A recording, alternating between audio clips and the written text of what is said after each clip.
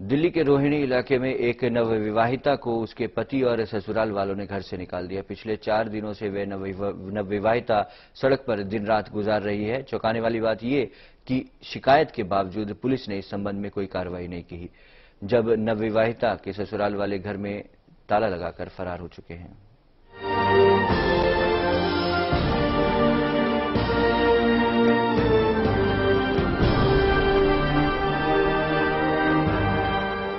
तीन महीने से मेरे हस्बैंड मुझे नोएडा ले गए और वहां जाके दोबारा से कुछ नहीं करते थे। वहां पे बस शराब पीना और मुझे मारना।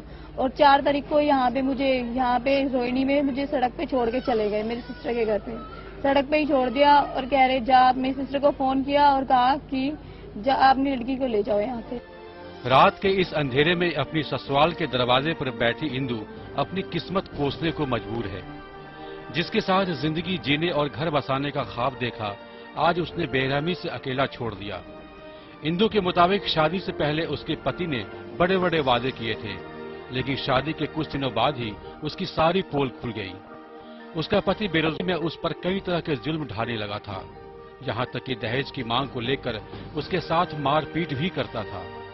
लेकिन हद तो तब हो गई जब एक दिन उसका पति उसे छोड़कर कहीं चला गया।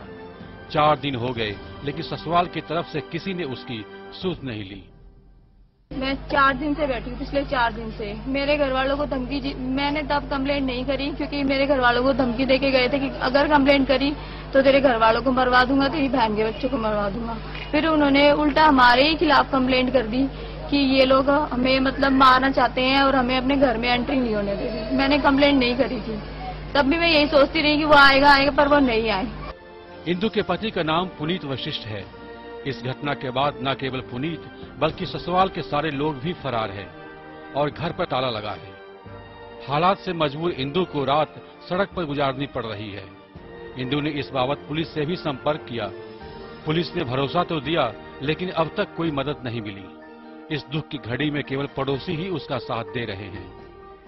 पुलिस को मैंने कंप्लेंट करी थी, वो लोग कहते हैं कि ठीक है, बस आप कंप्लेंट हो गई है, तो अभी तक तो कोई कार्रवाई हुई नहीं है। 1.5 साल बाद ही एक सास ये कह देती है कि तुम हिसाब कर लो और अपने घर जाओ। किस बात का हिसाब? इंदु के माता पिता नहीं हैं, उसकी शादी उसकी बहन और जीजा ने करवाई थी। इंदु के मुताबिक उसकी ससुराल में आए दिन होने वाले झगड़े से परेशान होकर उसकी बहन और जीजा ने भी उसका साथ देना बंद कर दिया है। अब अहम सवाल ये है कि हालात की मारी इंदु जाए तो जाए कहाँ? आखिर वह कब तक पड़ोसियों के सहारे सड़क पर रहेगी और कब पुलिस कार्रवाई करेगी? इस समय दिल्ली से अनिल अत्री।